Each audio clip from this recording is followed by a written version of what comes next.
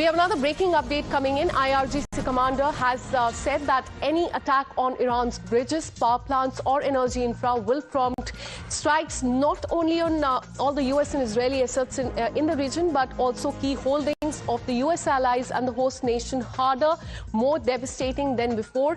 Will strike US-Israeli energy economic assets in the region, and this is a warning that is coming from Iran of devastation, retaliation, a tit-for-tat retaliation that they have warned about, saying that any attack on the Iran's bridges, power plants, energy infra will prompt strikes not only on all the US-Israeli assets, but also the key holdings of the US allies in the host nation, talking about the Gulf nation that Iran has been attacking in the past few days. Mayank, coming back to you on this, remember just yesterday a key bridge in Iran came under attack. Power plants have, Donald Trump has threatened time and again that he will also be targeting power plants. He has given a deadline for the same as well. Energy infra has also come under attack. And now Iran saying that there will be a tit-for-tat retaliation, not just on the US and Israeli assets, but also on the key holdings of the US allies and the host nation.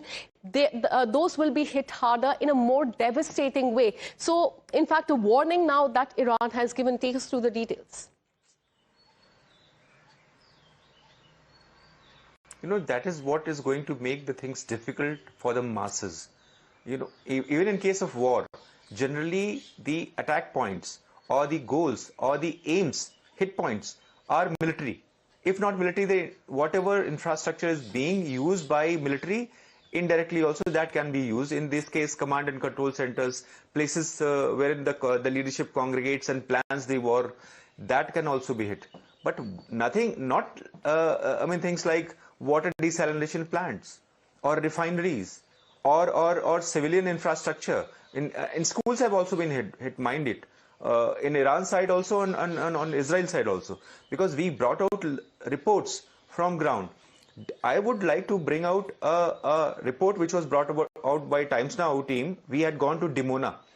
Dimona is an area which was close to around 10 to 12 kilometers away from the nuclear research facility of Israel. And Iran had claimed that they had hit that area only because Iran's nuclear facilities were hit.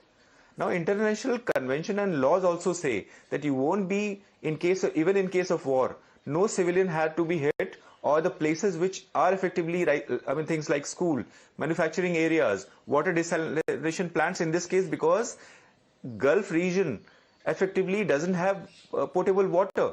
So desalination plants, they serve for life, for living beings, because potable water is served from that area.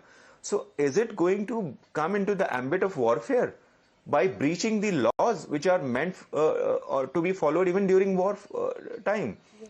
Mind it, Amazon facility was hit by Iran, and again claiming that it was a tit for tat, because Iran had announced that they are going to attack Amazon facility, and people were asked to leave that precinct, that vicinity, and they had hit that area.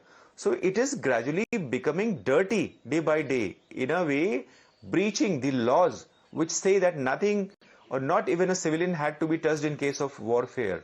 And here we see things can become bad because civilians would come into the ambit of warfare, and that is going to make the things worse for everyone.